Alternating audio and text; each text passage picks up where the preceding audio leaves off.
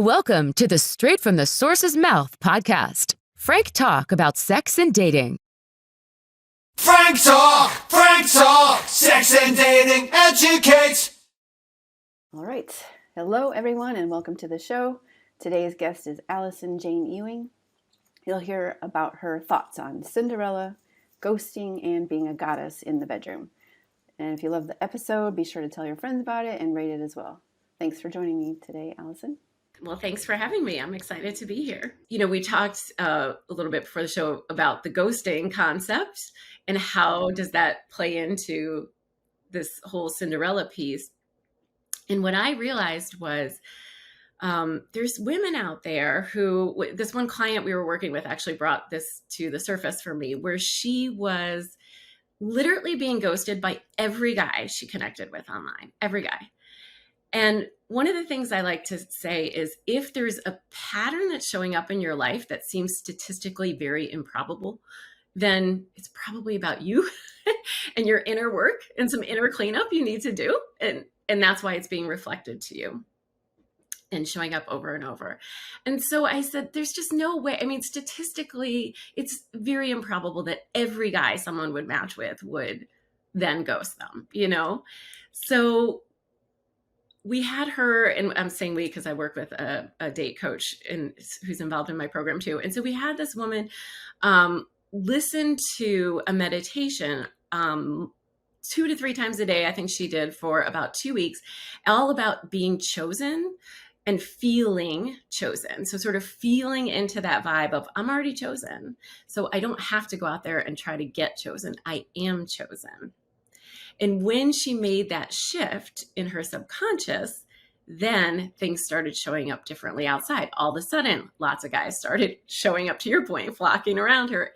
And she found a guy and they, went out on a date. I think it was literally within 2 weeks of listening to this meditation. So she just kind of brainwashed herself subconsciously and she changed the experience of being ghosted. I think a lot of times if women are being ghosted over and over, they probably have some pretty deep internal childhood wounds around abandonment and fear of being abandoned.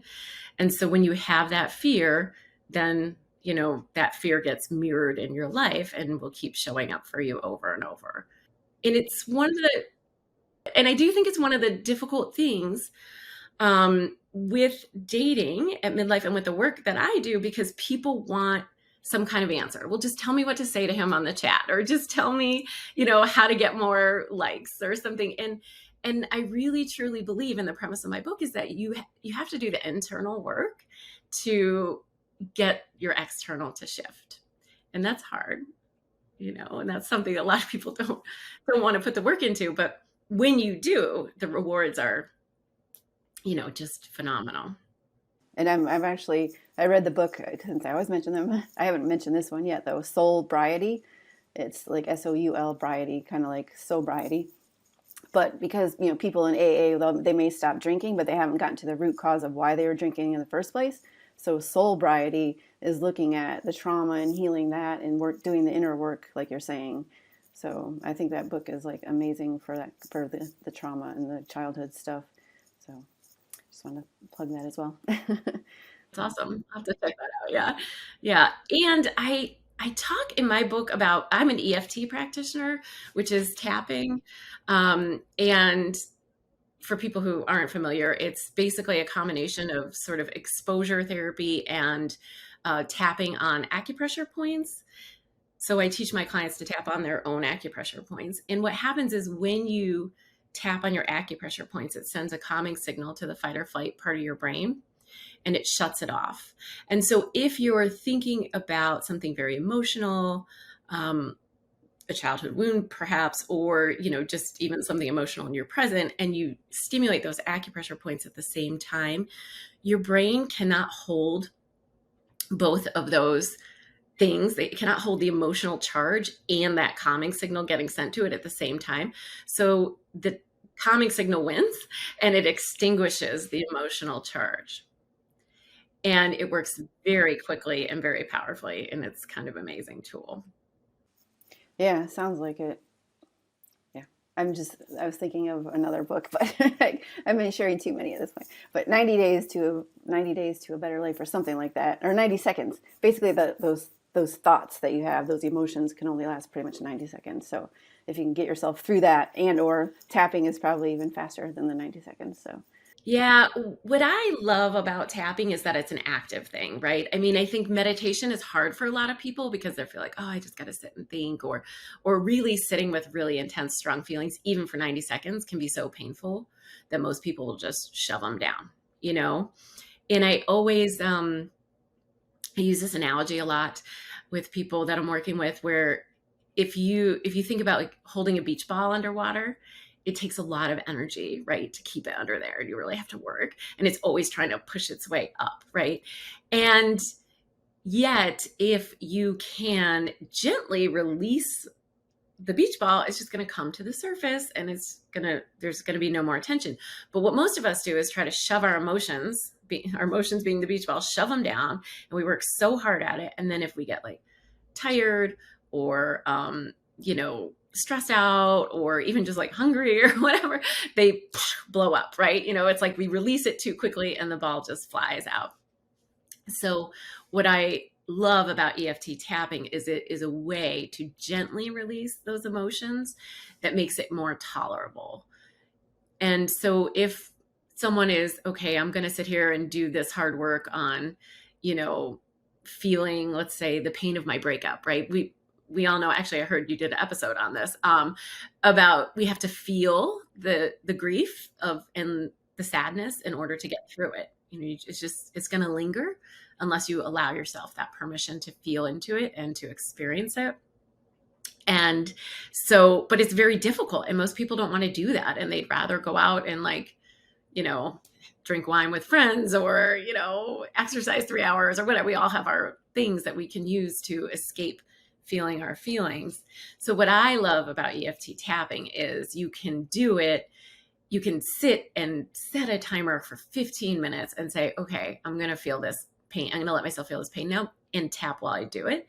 And it's going to move the emotions through a lot quicker, and you're going to feel a lot better very fast. And it's really cool. If you do it, really, really lean into the feelings, which is hard for people, but if you do and you tap, at some point, it actually just feels like it evaporates right out of your body. It's the coolest feeling. I can't get over it every time it happens to me. And then all of a sudden it's just gone. And then maybe there's still another aspect to the breakup, and so maybe you have to do it again. But it's kind of like, I talk about it like brushing your teeth. You might have to do 10, 15 minutes a day, or even 5 minutes a day. And then maybe you're going to have to work with a practitioner every so often, because it's going to be a bigger wound or a deeper thing, or you can't get it out on your own. But really, tapping is a self-help tool, and a lot of people can use it. Did you have an example of one place, just to give a little tidbit, but not the whole thing? Yeah, sure. So what I was going to say is that at the end of every chapter in my book, there's a tapping script. And I do lay out in my book exactly how to do the tapping. And the reason that I have the tapping script at the end is because I can sit here and tell you and your listeners, flip to being the chooser rather than being the chosen. But these are really deeply ingrained subconscious patterns, and they are very hard to shift on our own. And when you do the tapping and you start tapping on whatever it is for you, maybe it's like for me, I know it was I had what I joke is gym trauma. I was always picked last. I was a scrawny little kid, and I wasn't very athletic, and I was always picked last. So I was literally hoping to be chosen in gym class, so there was that wound there that I had to work through. So the way you do it is you sort of go back to the feeling that you had, and that was a feeling of not being chosen. And the best way is if you tune into your body and really feel where you feel it in your body. That just keeps us from being in our head. Sometimes we're just too in our heads all the time. And tapping only works on an emotion. So it really works on a negative feeling, which a lot of people who are into affirmations and stuff, they're like, well, I don't want to talk about the negative feeling. I'll bring it to me. But you have to just think about it as you're honoring actually what you feel right now, and you're taking it in, and then you're going to release that. And so you would think about, okay, and it's really great if you can get specific. So in this example, I could have thought about, I'm sure I did at some point actually tap on this, but it was a long time ago. I don't totally remember. But okay, I never felt chosen in gym class. So then I'd feel in my body, and maybe it's like not in my stomach that I feel when I think about that. And then you start tapping, and there's a sequence that you always tap in. And this is on my website, but you can find it on YouTube. You can Google it. I mean, the information is everywhere, and you'll see pictures and diagrams and videos.